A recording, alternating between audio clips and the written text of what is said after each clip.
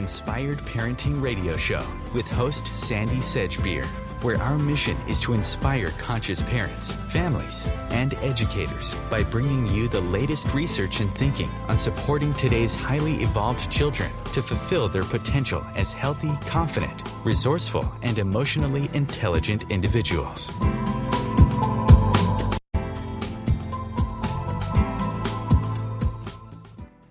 Hello, I'm Sandy Sedgbeer, and you're listening to the Inspired Parenting Radio Show. Back in 2005, the statistics for the diagnosis of autism in children in the USA was around 1 in 250.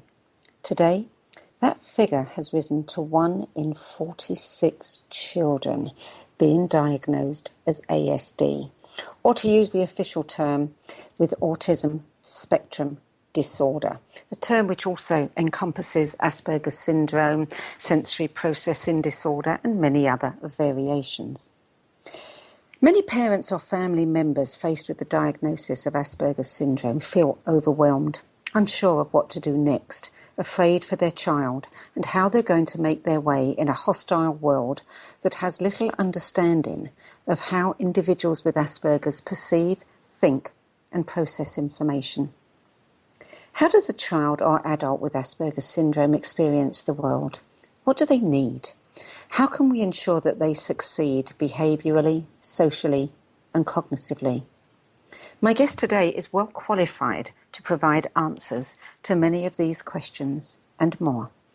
William Stillman is the award-winning author of many special needs parenting books, including the Autism Answer Book, the Everything Parent's Guide to Children with Asperger's Syndrome, and his newest book, The Conscious Parent's Guide to Asperger's Syndrome, a mindful approach for helping your child succeed. William has a bachelor's degree in education and is one of the autism authorities at sharecare.com, an online health and wellness platform created by Dr. Oz, Harpo Productions, and Discovery Communications.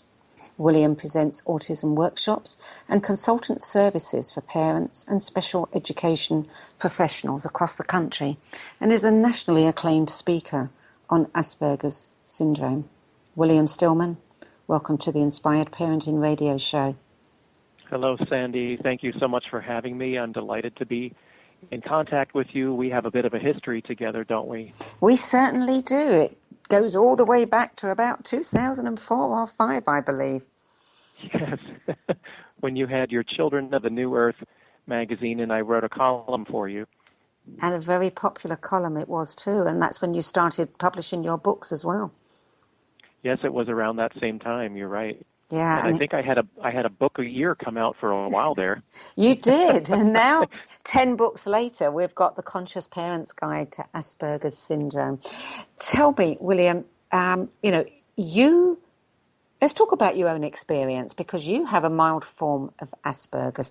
What does this mean? What was life like for you growing up, and how and why did you first get diagnosed? It was really challenging for me as a kid because, I'm in my 50s, so at that time, there was no such thing as Asperger's, or at least not that anyone was actively exploring as a legitimate diagnosis. And so all I knew was that I was weird or antisocial, moody and irritable, hypersensitive, cold, arrogant, and aloof, and gifted. These are all words that people used to describe me during the time that I was growing up. And, it wasn't as apparent to me until I was on the precipice of adolescence, so probably, about 11 or 12, heading into teenage years, when it became obvious that I was odd man out. I had difficulty connecting with my same-aged peers. I was not interested in the things that they were. I was drawn more to adult topics or very idiosyncratic topics. And as a result of that, I identified more with adults. And in the times that I played with other children, it was oftentimes children much younger than I was, because then I could be the director in charge and control them, and they would do what I told them to. So it was great. But among my same-age peers, I was definitely odd man out, and I really descended into a very challenging period in my life. It was a good 7 to 8 years in which I was on virtually a daily basis verbally abused and physically harassed, and my speech and body language were publicly mocked and mimicked, and so I was humiliated in front of cafeteria staff and school bus drivers and teachers who did nothing to intervene. And so I developed post-traumatic stress disorder, largely around school and attending school. And I also developed a depression that was so severe that at one point when I was 16, I came very close to taking my own life. And so it wasn't until I was in my early 30s, so about 20 years ago, when I was working for a government agency and we began to explore serving families of children diagnosed with autism. And I began meeting people with autism and befriending them. And I knew that I wasn't autistic, but the more I learned about autism, the more I understood that I had a whole lot in common with my friends. And one of them, a young woman, said, "Do you know anything about Asperger's syndrome? Have you heard about it?" And I hadn't. And when I researched it and looked at the symptoms, it made total and complete sense of my childhood, and I realized that it was not my fault. It has a name, and I was not alone. Did that come as a big relief to you? It was a mixed bag. It was in part a relief, and yet it was also kind of scary because it meant confronting the specter of the label. And do I run like heck in the other direction because I wanted to be perceived as normal and to be accepted as such, or do I approach it and extend an olive branch and make peace with it, which is eventually what I did. And how hard was it to do that? It was a coming out process in the same way that I'm sure people who are gay experience sort of a coming to terms process with themselves and then communicating that with people closest to them. Very, very similar, in my opinion. And today, you know, the diagnosis of Asperger's is becoming very, very common. What I've noticed over the past, you know, I have an 11-year-old grandson. Took 9 years to get him diagnosed. But today his school are catching children, you know, as they go into kindergarten. And they're very quick to offer whatever help that they can or is on offer. How does it make you feel when you see what's happening today? I mean, do you feel encouraged that more and more children, that we have more knowledge, more children are being diagnosed at an earlier age and getting the help they need so they don't have to go what you went through? Yeah, I have very mixed feelings about what I'm seeing today. On one hand, I think it's wonderful that we are identifying young people on the autism spectrum earlier and earlier and getting them resources and getting their families the supports that they require to feel empowered to parent and not be blaming themselves or blaming the child. But on the other hand, I also see a lot of prejudice, rejection, and disrespect as well. And so I still think we have a long way to go. I've been making the same autism presentation without changing a word of it for 20 years, and people are still finding it to be revealing and to be filled with very novel concepts, which is a bit disheartening to me after 20 years. I can imagine. Why are people so afraid of these diagnoses? Because we fall victim to a culture of fear.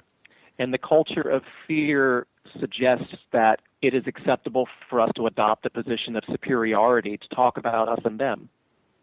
But the culture of fear is really not a fear of our differences. It's a fear of confronting our mutual similarities. No one wants to do that, because then that means confessing that we may really be more alike than we are different, and that you may, in fact, possess some peculiarities or some eccentricities that make you similar in some respects to the person with autism. But that's exactly what we should be embracing, because that grants us some common ground. Well, we're learning so much today about neuroscience, neurodiversity, and the more I study and learn about this, the more I think, it really is time to do away with these labels, because we are talking about diversity here. That's all. Exactly. We are all on a learning curve, and we are all at various points on a spectrum. Absolutely. Absolutely. And I think that this is something that we all need to embrace, in the same way that, some people have very mild OCD symptoms or something and wouldn't necessarily call themselves obsessive compulsive, but we all have little bits of everything. Correct. It's actually something that I incorporate into my presentations. Well, you're listening to the Inspired Parenting Radio Show. I'm Sandy Sedgbeer, and I'm speaking with author and speaker William Stillman about his book, The Conscious Parent's Guide to Asperger's Syndrome. After the break, we will explore some of the stresses and triggers that can lead to sensory overload in children, as well as how to lower stress levels for the entire family and the siblings. We'll be back in a few moments. Don't go away.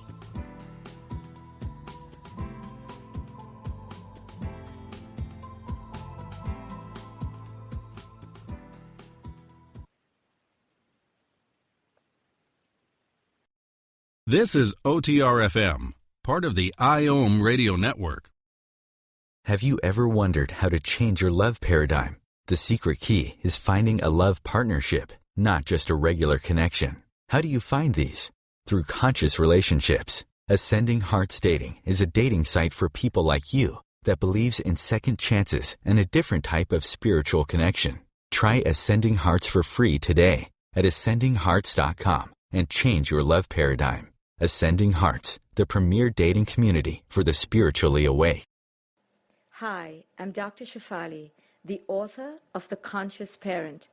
Every parent I know wants to become more conscious and present in their relationship with their children. If you are a parent who wants to transform their relationship with their children, then you are going to want to come to this wonderful, transformational, intensive weekend I have put together in Long Beach, California on December 4th through the 6th. Hop onto my website at drshefali.com and find all the information to register there. Hope to see you there. It's going to be a phenomenal weekend.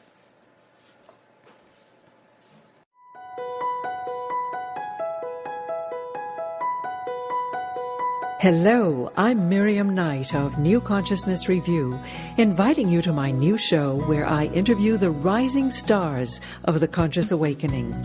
We'll explore the many faces of consciousness in action and intriguing perspectives on life, the universe, and everything in between. Join us each Wednesday at 2 p.m. Eastern on the Rising Stars Show. Circle of Hearts Radio is a sanctuary on the airwaves. Join me, Grandmother Elia, in the circle on Sunday, 2 p.m. Eastern as I share information to both enlighten and nourish your soul. This is OTR-FM, part of the IOM radio network. Welcome back to the Inspired Parenting Radio Show. I'm Sandy Sedgbeer, and I'm speaking with author and speaker William Stillman about his book, The Conscious Parent's Guide to Asperger's Syndrome. William, how does someone with Asperger's view the world? I mean, we must seem just as strange to them as they seem to us?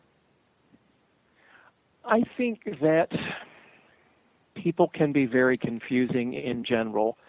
I say what I mean, and I mean what I say, and I do what I say I'm going to do when I say I'm going to do it. Most people don't. And so that's very, very challenging for me to understand and not feel slighted or have my feelings hurt when people say things like, let's do lunch soon, or I'll call you next week, and it never happens. It's taken me a long time to cut people slack without holding grudges.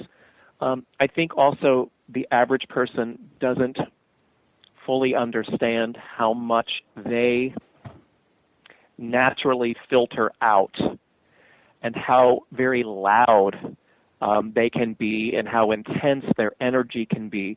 People with Asperger's syndrome, and also I think in general on the autism spectrum, in my opinion, we simply want homeostasis. We want for everyone to get along. We want for peace, serenity, and tranquility. And when that doesn't happen,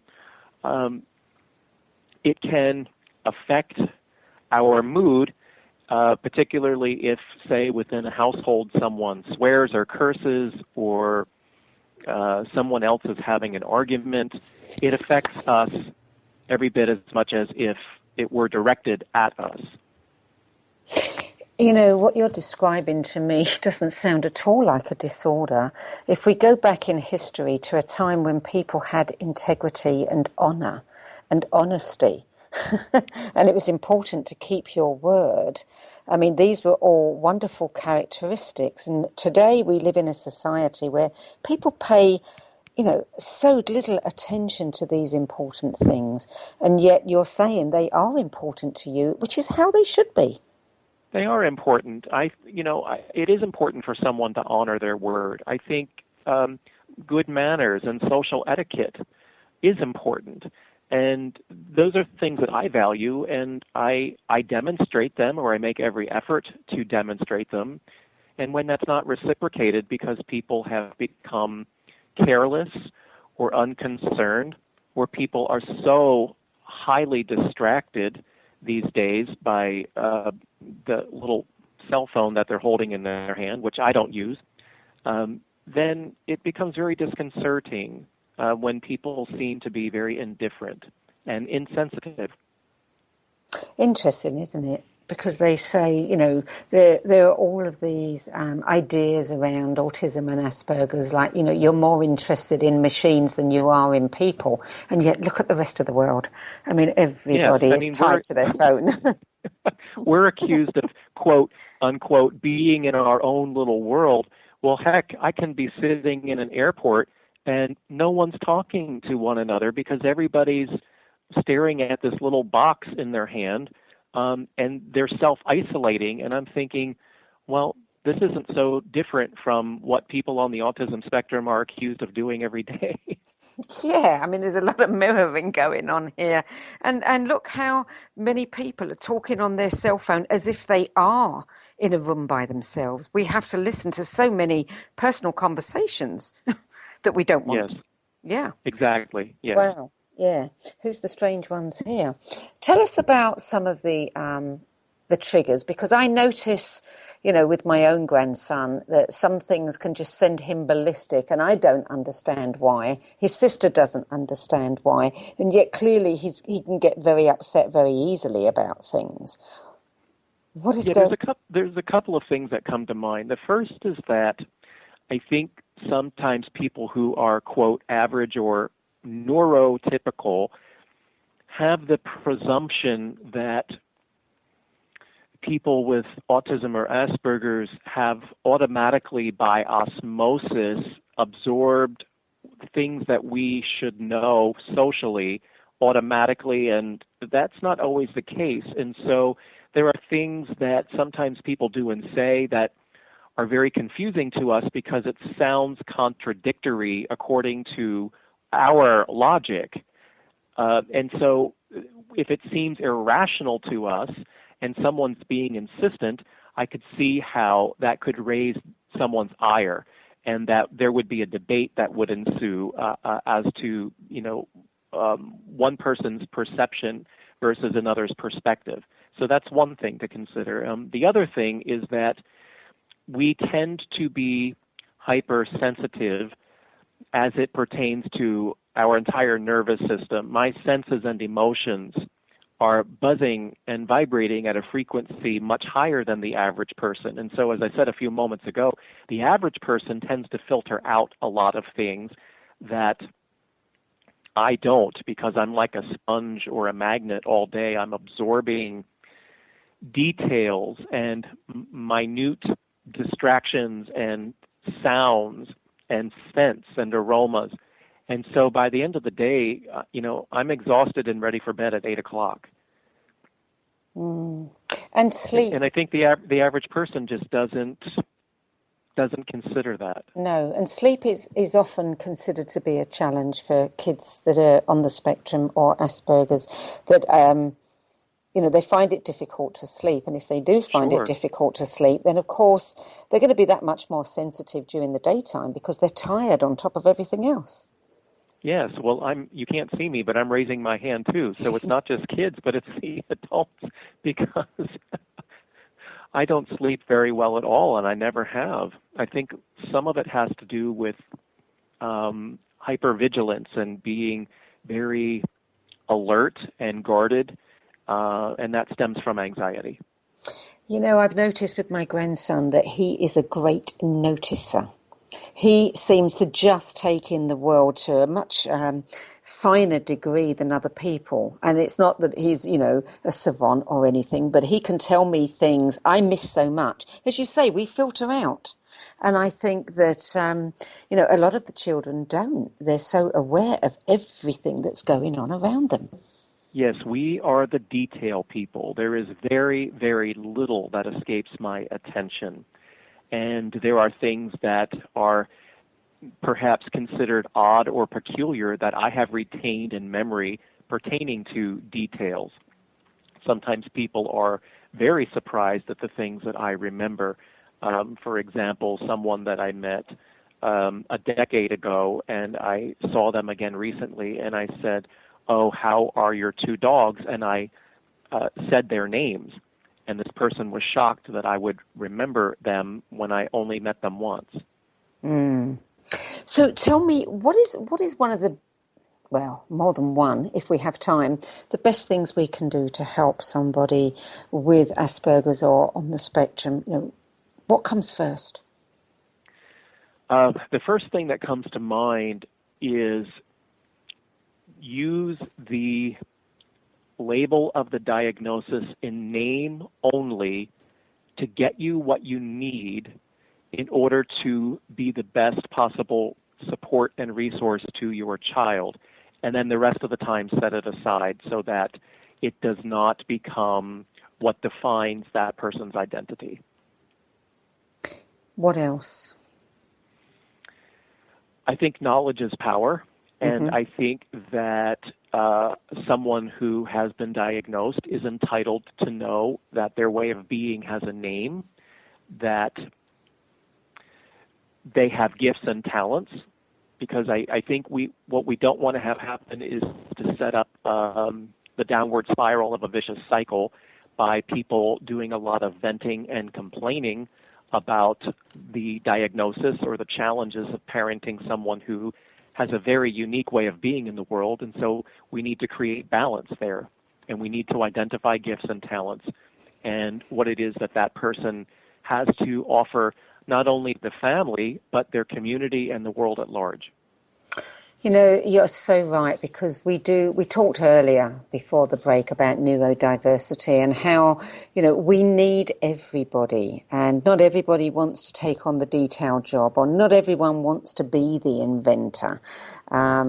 We see that Silicon Valley, there's a really high proportion of people on the spectrum there. Some of the great creators and scientists have been autistic or Asperger's, we need these people as, part of our creative evolution as a society. So why would we treat them as something odd?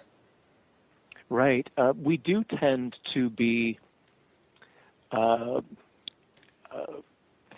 thinkers of a different plateau, so to speak, because we have an alternate perspective and a unique logic. And I think that comes in handy when we're talking about problem solving various things. And I think that you're quite right, that some of our greatest thinkers and our greatest visionaries have been undiagnosed, but on the autism spectrum.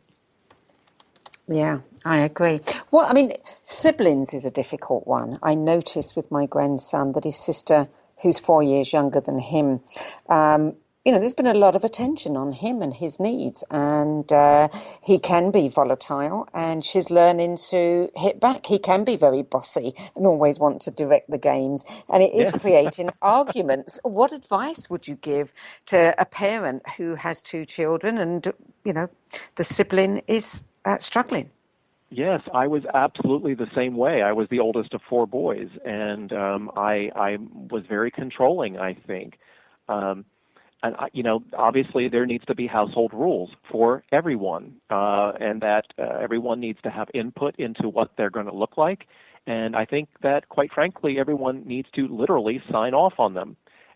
Those should be posted so that we can refer to them, and that there needs to be fair and reasonable discipline to follow when those rules are broken, because there are certain things that are simply not acceptable in the household. And I think sometimes parents kind of do this by the seat of their pants. They do indeed. You're listening to the Inspired Parenting Radio Show. I'm Sandy Sedgbeer, and I'm speaking with William Stillman, author of 10 books about autism and special needs. After the break, we're going to open up another aspect to this conversation. So, do stay tuned.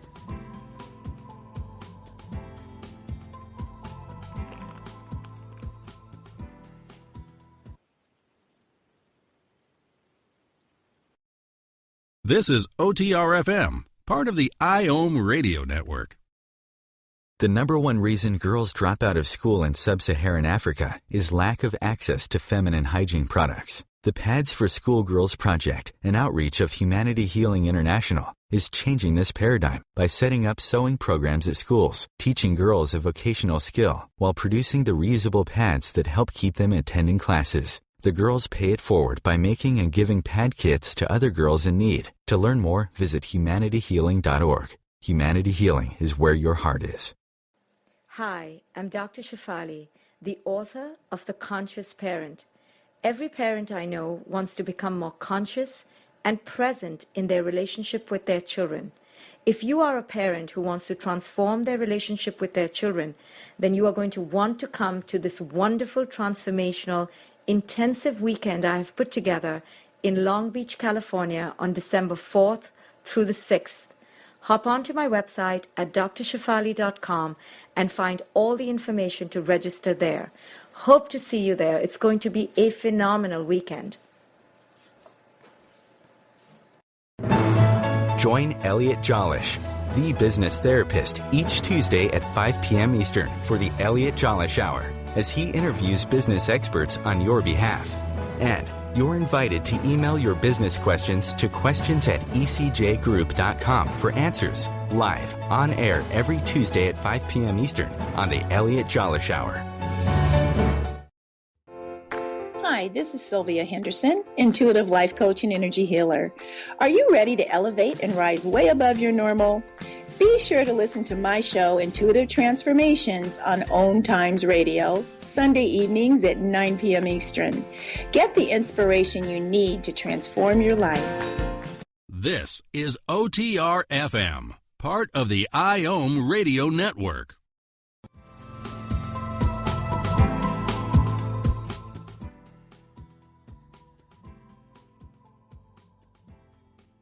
Stillman, author of 10 books about autism and special needs, including The Conscious Parent's Guide to Asperger's Syndrome. William, I want to open up another aspect of the conversation. You wrote 2 books that looked at different, some may say higher, although I don't know whether higher is the correct word to use, aspects of autism. And they were titled The Soul of Autism and Autism and the God Connection. What do autism and Asperger's have to do with God? Well, I think that the connection to God is certainly something that is not special or unique to people with autism or Asperger's, but the books that you mentioned are actually part of a trilogy of books that explore spiritual giftedness in people on the autism spectrum, and that's not to suggest that those people are unique or special beyond anything that the average person can access spiritually, but that I postulate people who are inherently gentle and exquisitely sensitive are perhaps better predisposed to tap that aspect of their personhood for being so empathic and for being so sensitive. You know, it makes me wonder whether when we talk about autism, Asperger's syndrome, sensory processing disorder, and many of the other labels used to categorize non-neurotypical individuals, whether they're really disorders. I mean, we've been hearing for some years now that today's children are different than previous generations, and those differences are often summed up in a variety of phrases such as more connected, more energetically sensitive, brighter, sharper, smarter, more aware. Some people call them indigo kids, crystal children. I think it's very interesting how, at the top of the program, you cited a statistic around the incidence of autism from, about 10 years ago, and now we are at 1 in 45 children here in the States. The statistic was just revised last month, and I have seen it narrow dramatically over the years, and in 2008, I predicted that within the next 5 to 10 years, we'd see it jump to 1 in 10. So I think it's really curious when we think in terms of the potential for us to be evolving, and when we also consider that autism is 4 to 5 times more likely in males than in females. And the male gender could certainly use some softening of aggression and this drive to have power and this drive to be so competitive. So I think it's going to get really interesting at the rate we're going. Now, I mean, many people talk about certainly Asperger's and autism as one of the characteristics lacking empathy, but the picture you're painting is of individuals who are incredibly sensitive and soft and caring. Yes, so I think that there has been a misinterpretation about that lack of empathy. I think that in order to protect ourselves, we set up walls or facades around us to insulate from the physical and emotional pain that can be inflicted on us on a daily basis because the world hurts, let's face it. It is just almost unbearable to watch the news anymore for being so overwhelmed and just so upset at wondering what is wrong with people that I can hardly bear it. I can understand that, absolutely. And, to be so sensitive in other areas, to walk through a store and be assailed by all the scents in a department store, to walk through a mall, and the noise. We live in such a noisy world today. It occurred to me one day sitting in an airport, music was blasting, people were talking, people were on their phones. 50 years ago, the world was so much quieter. I do wonder how much of this is something that is being, is a kind of mirror to us to say, hey, look at what you're doing. Right. And so I think that the world needs autism, quite frankly, and that may be a very unpopular opinion, or people listening may really think that's a radical concept. But I think that the world needs more people in it who are redirecting our attention to focus on what matters and what's important. Well, years ago when I was producing Children of the New Earth magazine, and people were talking about indigo kids and crystal children that were much more sensitive, some were psychic, definitely more connected, more aware. Somebody interviewed me and asked me what I thought was going on, and I said, well, I'm not qualified to comment on that, but wouldn't it be interesting if we considered that if God had a grand plan to make us all look at where we're headed and what we're doing, the way to impact us and to show us is to put it right in our faces with our children. And, the differences that we're seeing in our children. Yes, we're seeing a higher incidence of diagnosis. At the same time, these kids, we're seeing more and more kids that are psychic, that are sensitive. And I don't believe that that's an accident. I think the two go together. I think they do too, and I think it if you can follow that train of thought, I think it makes good sense to appreciate how those multi-sensory abilities come to those of us on the spectrum in a very natural and organic way as simply a magnification of all of those senses and those sensitivities that we've been talking about. I don't see it as supernatural. I see it as natural, at least for us. And for everyone, I think everyone has the potential to tap into that aspect of their personhood, but that perhaps it comes a little bit more organically to those of us who are already attuned. And we hear, too, that, technology has increased so much, particularly in the last few generations. I mean, from, my son, when he was probably about 10 or 11, was getting the very, very first of a, basic computer. And now today, that is progressed so much. I've heard that we are processing in 10,000 years worth of information in 100 years these days. And that's only going to continue. So all of this influx of information technology, the things we're having to learn, is exactly the kind of thing that they say grows new neural pathways. And obviously, the more neural pathways we've got connected, I would think, the more access we have to higher functions. Yeah, it's really fascinating because I have found that those people who are most likely to be accessing their spiritual gifts and talents are the same individuals who, on the surface, appear to be the most severely impaired.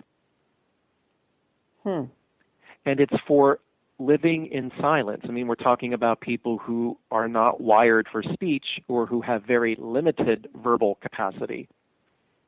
And so they exist in a state of solitude that becomes like a perpetual meditation. Well, think about who else spends that kind of time in solitude and is also spiritually attuned. The rabbi, the nun, the monk, the yogi, the guru, the priest. Mm-hmm. And yet those are adults who, at some point in their lives, made a conscious and deliberate decision to enter into that way of being.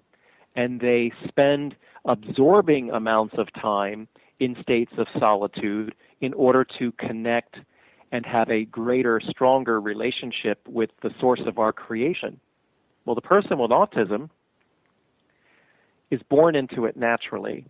They're already doing it. So they've already got the jump on all of these people of religious high standing. And if you're presuming the intellect of those individuals, despite their not being able to articulate speech, and we should be, then there is something really powerful going on there. Absolutely. I mean, years ago, it was, centuries ago, it was very easy to become the hermit and to be considered and revered as a wise person. And given that the world is so crazy today, who can blame anyone for wanting to step back and not interact with the world and have solitude? Well, we're actually seeing that desire to access solitude increasing with all of these yoga studios that are popping up and discussions about the importance of meditation and being conscious and mindful. So there is a shift in that direction, or at least it feels as though there are people who are becoming aware of the need to set aside that kind of time to sort of escape from the craziness of the world. And so what we're seeing here is none of this is disconnected as people might think in the beginning. It is all totally connected. I would agree with that, yes. Yeah. Wow. A bigger picture emerging for certain. Yes, and another curious thing, Sandy, is that as devastating as it may be to receive the diagnosis of autism and how that may shatter the hopes and dreams that you may have had for who your child will become, I have had so many parents come to me to say, I am a better person than I thought I would have been for parenting this child, or autism made me grow up. Well, I heard so many times when I was producing Children of the New Earth magazine, people would write to me, grandparents usually, and say, I never would have believed this spiritual stuff if I didn't have a child that was so different that I had to expand my awareness of everything in order to understand them and meet them where they're at. Same thing with autism. Yes, and so there's purpose to it all. Absolutely, there is. You're listening to the Inspired Parenting Radio Show. I'm Sandy Sedgbeer, and I'm speaking with author William Stillman, award-winning author of many special needs parenting books. We'll be back in a few moments after the commercial break. Don't go away.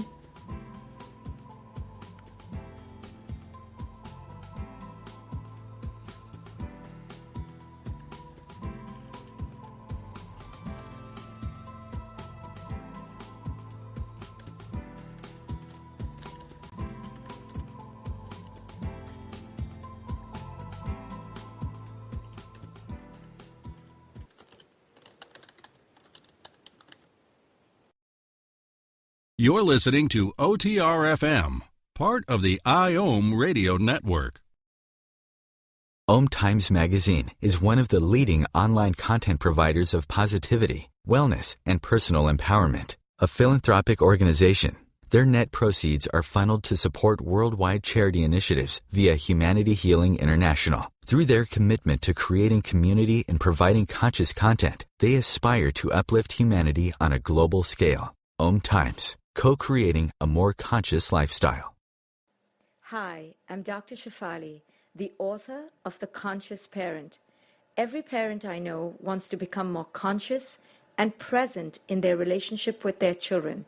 If you are a parent who wants to transform their relationship with their children, then you are going to want to come to this wonderful, transformational, intensive weekend I have put together in Long Beach, California on December 4th through the 6th.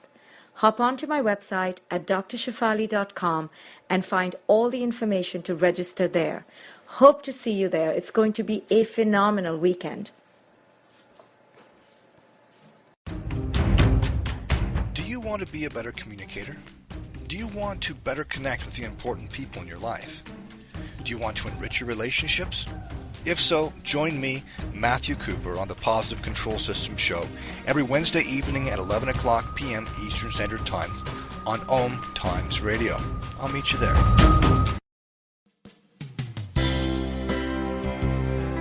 This is Terry Van Horn, and I want to invite you to join me for my weekly radio show, Healing Light, on OMTimes Radio every Wednesday at 6 p.m. Eastern Standard Time. On Healing Light, we want to bring love, light, and blessings into your world. You can find out more about us at www.healinglightonline.com. Blessings. You're listening to OTR-FM, part of the IOM radio network.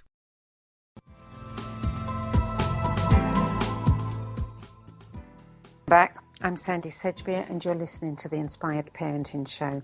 My guest is William Stillman, internationally renowned author of the book The Conscious Parent's Guide to Asperger's Syndrome, as well as many other books for special needs.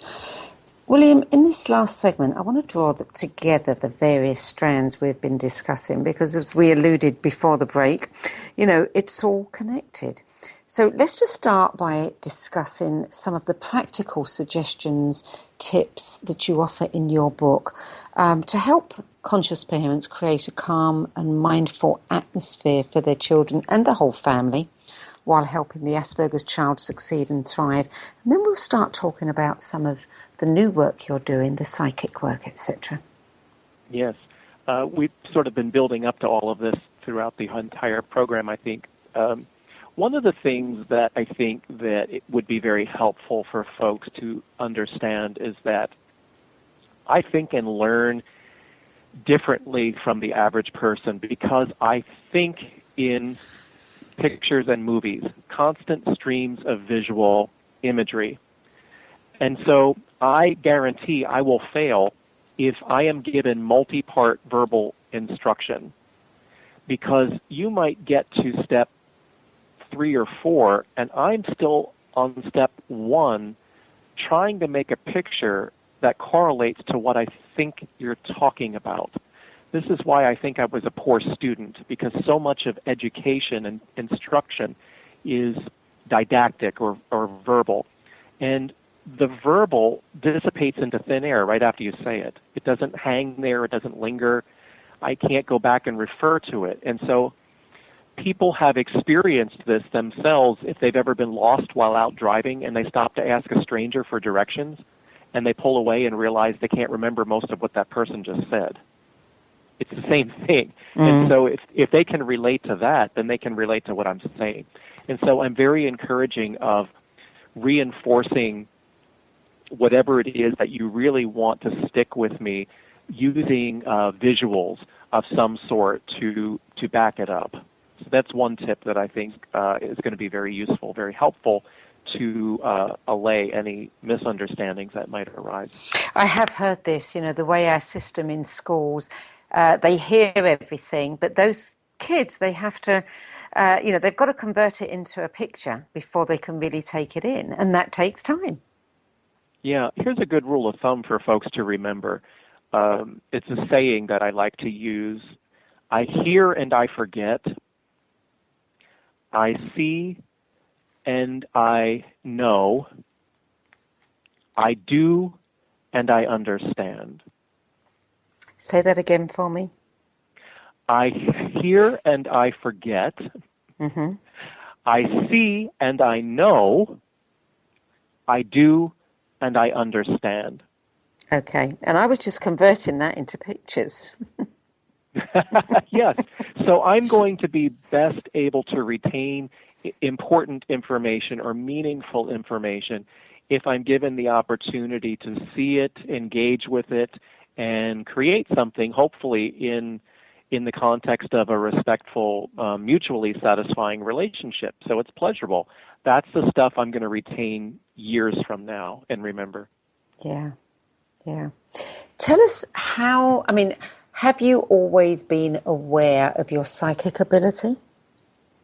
I don't think in a way that I would call it psychic. I kind of came into it through the back door because I was an intensely sensitive little boy, and I think probably the earliest memory I have of that is sitting in a church pew and just sobbing hysterically and not being able to control that.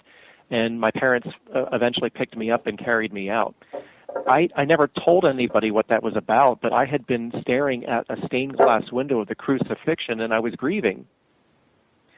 And then during the time period that I spoke about earlier, where I descended into that very dark 7 to 8 years of just constant depression and harassment, there was some very negative, ill-intended energies that made themselves known to me loud and clear. And so I was blocked up for a long time, decades. And I think I began to reflect back what was being projected upon me. There was a lot of very strange nasty stuff around me. And it wasn't until, again, as sort of this coming out process, I decided I also wanted to reclaim that very sensitive little boy that had grieved for Christ in that church pew all those years ago. And I really entered into a process by which I opened myself back up again. And once I did that, it came flooding back. Everything shot through the roof. I reclaimed those gifts and talents that had been dormant. And I made up for lost time in about 3 months. Where on earth did you find the fortitude during those 8 years or so to keep going? You know, in my darkest moment where I was home alone, my family was out, I did not want to go along on the trip, and I was sitting there with my father's old straight razor, and I was contemplating slashing my wrists. I was without supports. I lived in a family that was oblivious to the obvious, in my opinion. But I was investing time in thinking what this would be like, what this would feel like to take my life. And I heard something inside me say, no, don't do this thing. One day people will know who you are for what it is that you have to offer them. And at that moment, I had absolutely no clue of what that meant or what that would even look like. But, of course, I understand fully what that means now. And so somehow I hung in there and made it through. Things eventually got better. And I am so grateful, so blessed that I did not follow through with that action at that time, because there's so much I would have missed out on. What is life like for you now? Life is great. Life is amazing, and it keeps getting better for me. I actually walked away from my full-time job 15 years ago on the strength of a very powerful dream. You want to talk about being psychic? I had a dream where I was awakened in the middle of the night with electricity running up and down my body, and I have never experienced that before or since. But I was given a very clear message that I could give notice at work the next day, and I did. I gave up everything without anything else lined up to go to, which in hindsight was extraordinarily risky. But it's been an amazing ride. I have a very strong relationship with God, and I love what I do. So it has been truly extraordinary, and I am blessed and privileged. So what did you do practically? What did you do when you gave up that job? I mean, how did you survive? How did you then transition to this place, where you're doing work you love? I began to pray every day. I began to express gratitude for the things that I did have instead of praying for what I thought I wanted. I began to devour everything I could get my hands on about spiritual sensitivity, and I began setting intentions for what I wanted to manifest, and it came. It came is the only thing I can say. It made itself known to me loud and clear, and I have been able to sustain, and it's just been amazing, truly extraordinary. Tell us about the work you're doing now. After almost 30 years working in the field of serving folks with developmental differences, I'm in the process of transitioning, and it is, again, a very natural and logical transition for me, where I am building upon those spiritual gifts and talents, and I am doing work increasingly as a psychic, tapping into that intuitive aspect of my personhood that we all have. The accuracy rate continues to skyrocket in what it is that I'm blessed to do, and I'm loving every moment of it. And it's just been a truly extraordinary ride, so I feel as though I've arrived at the next plateau, so to speak, of the new chapter in my life. And the people who seek you out, are they coming to you because they have a child, or, does it involve autism or Asperger's, or is it people, all kinds? It is all kinds of people, and it is not, by and large, it is not people who are parents of someone on the autism spectrum. Occasionally, I will get a client who I suspect is undiagnosed on the autism spectrum, and I very gently help them to consider that their way of being is something that has a community around it that might allow them to feel much more positive about the direction their life is headed. Wow. And are you speaking? Are you teaching? Are you leading seminars? Yes, all of the above. And I want to do more of it. So where can people find you, William? People can find me at my website, which is williamstillman.com. And my last name is Stillman. Wow. And I know that there are a number of videos of you on YouTube so people can check you out and feel you for themselves. Yes, indeed. Sandy, it has been such a delight and a pleasure to reconnect with you, and I'm so thrilled to have been a guest on your program, and I want to thank you from my heart for giving me this forum. William, I want to thank you for being you, for staying with it, and for giving us so much insight. My hat off to you. That's all we have time for now. Before we close the show, Inspired Parenting has a gift for you and your friends. In the spirit of gracious gift giving and the holiday season, we're gifting you with a 14-day all-access pass to all of Inspired Parenting's premium online content. No catch, no gimmick, no obligation. Go to the Inspired Parenting website, inspiredparenting.com. Check out the store. You will find a free 14-day all-access pass to all the premium content. I'm Sandy Sedgbeer. Thanks for being with me today. I look forward to being with you at the same time next week. Until then, it's goodbye from me.